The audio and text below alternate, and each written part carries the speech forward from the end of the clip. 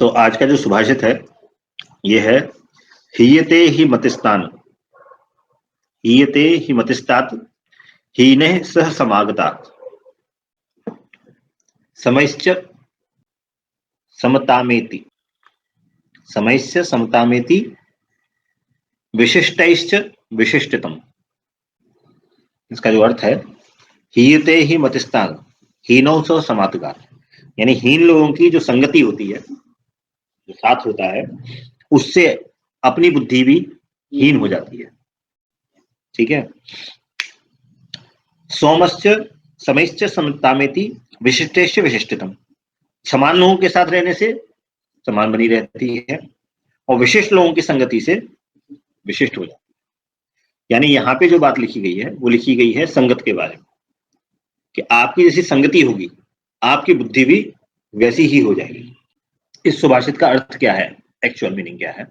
Actual meaning इसका ये है कि आपकी जो संगत होती है, कई बार ऐसा देखा गया है कि कोई लड़का, कोई बच्चा बहुत अच्छा टॉपर है, बहुत पढ़ने लिखने वाला है, ठीक है, क्लास में टॉप करता है, लेकिन उसकी संगत खराब होने से अचानक से वो उल्टे स्वभाव का हो जाता है, बड़ों को दोष देने लगता है, माता पिता की बात नहीं मानता है, उद्दंडी हो जाता है, जिद करने लग जाता है।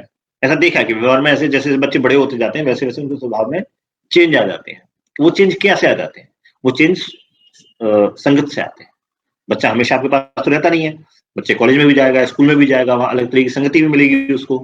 तो जैसी संगति में रहेगा उसका स्वभाव वैसा हो जाता है। अगर संगति के साथ रहने वाले लड़के उद्दंड स्वभावी होंगे, गलत काम करने वाले होंगे, नशा करने वाले होंगे, शराब पीने वाले होंगे, तो बच्चा भी कैसा बनेगा?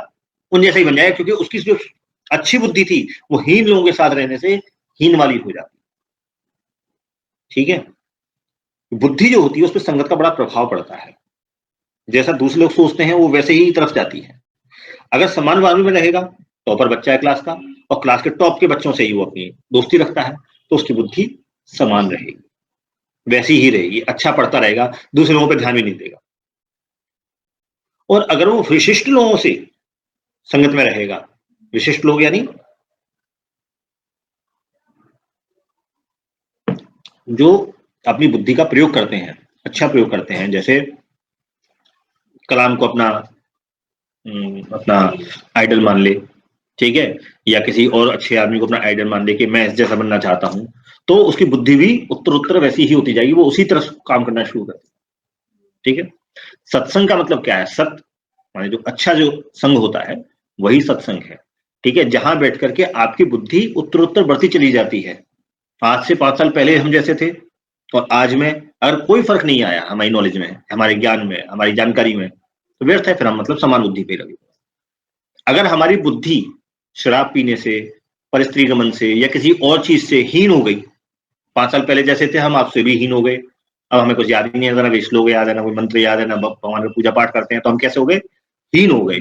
और अगर हमारी इन चीजों में वृद्धि होती है सत्संग से, तो इसका मतलब है कि हम उत्तरोत्तर आगे की तरफ बढ़ रहे हैं, हमारा ज्ञान जो आगे की तरफ बढ़ रहा है।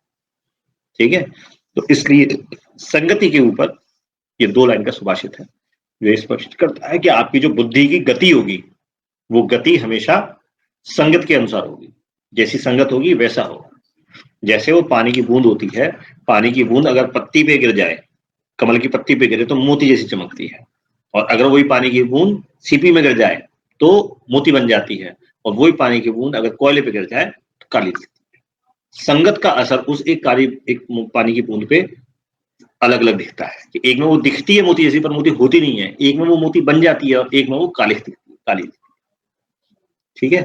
तो बुद्धि भी हमारी ऐसी ही होती है, बुद्धि जो हमारी होती है वो संगत के हिसाब से रूप धारण कर लेती है। ठीक है, ये हो गया आज का सुभाषित।